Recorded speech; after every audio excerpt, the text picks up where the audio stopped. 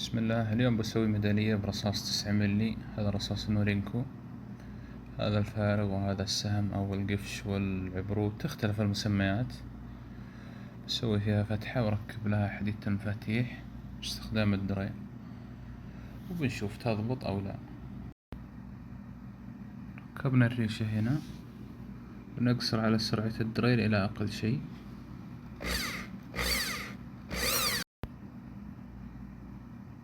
بإذن الله الأمور تمام. انتهينا من الفتحة الأولى، بنكمل ونشوف. خلصنا الأولى، بنكمل ونشوف. هذه البرادة.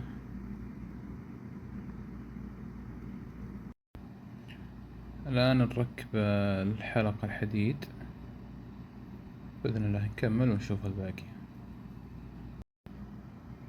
ركبت لها وصلة الآن، باقي نركب السهم. طبعا راح أحط له سوبر جلو أو شي عشان يمسك. راح أصنفرها كاملة ونشوف النتيجة إن شاء الله. هذا شكلها مبدئي.